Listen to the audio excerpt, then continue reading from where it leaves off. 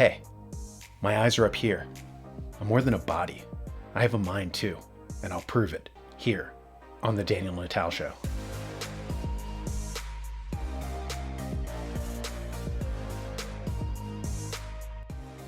In the book Scale by Geoffrey West, he talks about how different systems react as they scale up or down in size. He mentions how if you have an animal that's 2 pounds, you would assume that an animal that's 4 pounds would need twice as much food, since it has twice as many cells. You'd be wrong though. It only requires 75% more food, meaning it's operating at 25% more efficiency. This ability to maximize resources as you get bigger is why businesses thrive when they operate at scale, or why animals tend to get larger as time goes on, like small lizards in the Triassic eventually morphing into giant dinosaurs. Getting bigger is a strategy to try and operate at higher rates of efficiency. West notes that all organisms and systems obey the quarter-power scale law. Scientists don't know why, but everything from the smallest cell to the largest galaxy seems to operate according to the same weird precept. One of the exceptions to this rule are cities, which for some reason seem to last far longer than other systems. West writes, there are clear characteristics of cities that are not biological, and these will be discussed in detail later. But if cities are indeed some sort of superorganism, then why do almost none of them die? There are of course classic examples of cities that have died, especially ancient ones, but they tend to be special cases due to conflict and abuse of the immediate environment. Overall, they represent only a tiny fraction of those that have ever existed. Cities are remarkably resilient, and the vast majority persist. Just think of the awful experiment that was done 70 years ago when atom bombs were dropped on 2 cities, yet just 30 years later, they were thriving. It's extremely difficult to kill a city. On the other hand, it's relatively easy to kill animals or companies. Overwhelmingly, almost all of them eventually die, even the most powerful and seemingly invulnerable. Despite the continuing increase in the average lifespan of human beings over the last 200 years, our maximum lifespan has remained unchanged. No human being has ever lived for more than 123 years, and very few companies have lived for much longer. Most have disappeared after 10 years. So why do cities remain viable, whereas the vast majority of companies and organisms die? The part here that sparked my interest was the question of the longevity of cities, or what the Greeks called the polis. It's where we get the word politics from, or political state. A place like Japan, for instance, has existed for thousands of years, where half of all US publicly traded companies have disappeared within 10 years of entering the market. Although a small minority live for considerably longer, almost all seem destined to go the way of Montgomery Ward's, TWA, Studebaker, and Lehman Brothers. Why this is cause for anxiety is that we have politicians who are no longer concerned with running America as a nation, but instead want to run it as a corporation. According to Alvin Toffler, this was a function of the Industrial Revolution. In the agrarian period, when we farmed, everything was spread out, decentralized. With the factory system after the Industrial Revolution, however, centralization took place.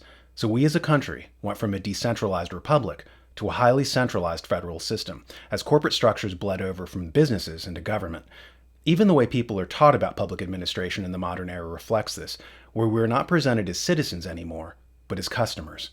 See this video as an example of what kids are being taught in school. Today's video is about 3 approaches to public administration.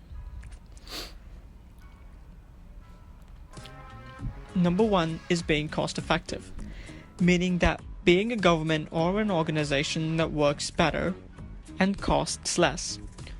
Probably to save money for elsewhere while providing the best services in the areas that the money was spent on. The second value means that an organization values its customers first and puts them at top priority.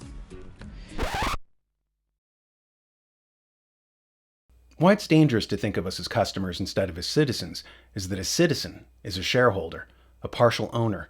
A customer, by contrast, has no ownership rights.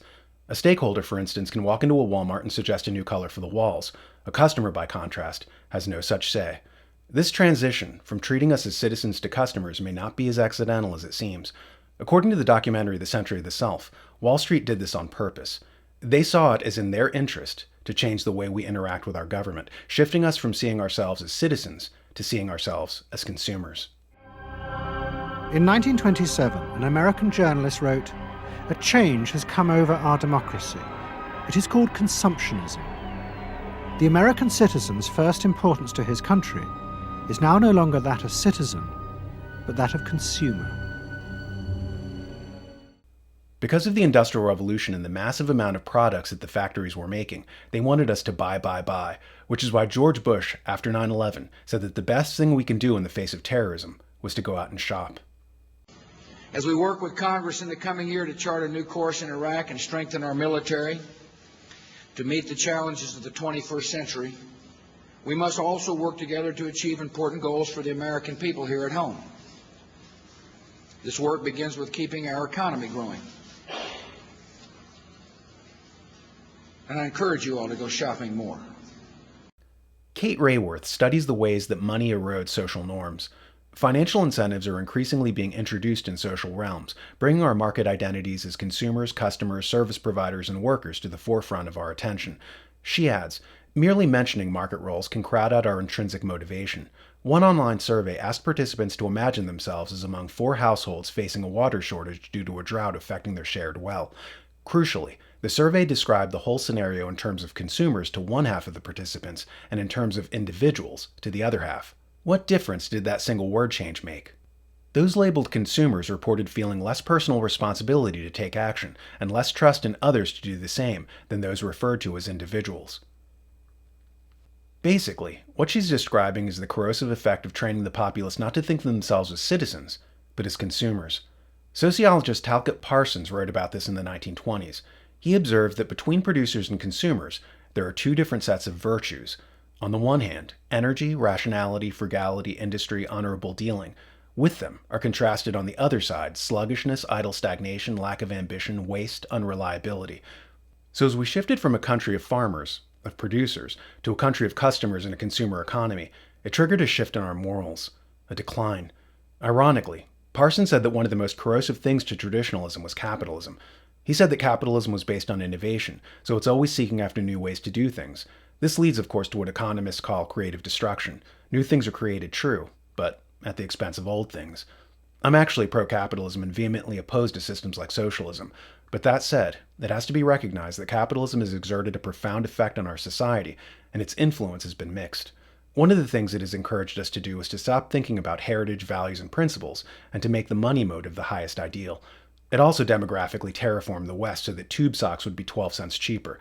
Those open borders Republicans always complain about, that was the result of the power elite dedicated to maximizing profits at the expense of the social cohesion of the nation. According to propaganda expert Stuart Ewan, a very conscious public relations effort was mounted by corporate America in the 1930s to equate corporate interests with national interests. We were sold phrases like, "What's good for General Motors is what's good for America." We were told to swap out Americanism for corporatism. And grifters are being deployed even today to college campuses to sell kids on the idea not of patriotism, but of capitalism, of money, money, money. The Founding Fathers never spoke of money as the guiding purpose of America. They barely talked about economics at all. That way of looking at history through an economic lens was more Karl Marx than Thomas Jefferson. Jefferson cared about the people, the nation, the traditions. That came first. Instead, the establishment, paid for by billionaire oligarchs, are sending out shills to swap out Americanism for some cheap corporate substitute. This was all very consciously done. This, of course, benefited a small oligarchical elite who, as it so happens, crashed the country around us to make their stock go up a nickel. The old excuse was, yes, they may be corrupt and unscrupulous, but at least they're creating jobs for Americans. That's not even true anymore, as they go out of their way to not hire Americans and to import the entire third world or every H-1B visa holder from India or China into the country so that they don't have to pay an American. The phrase "what's good for General Motors is what's good for America" has a disturbing new resonance as reports reach us of Ford moving new vehicle construction to Mexico. And here's the question which brings us back to Geoffrey West's book Scale.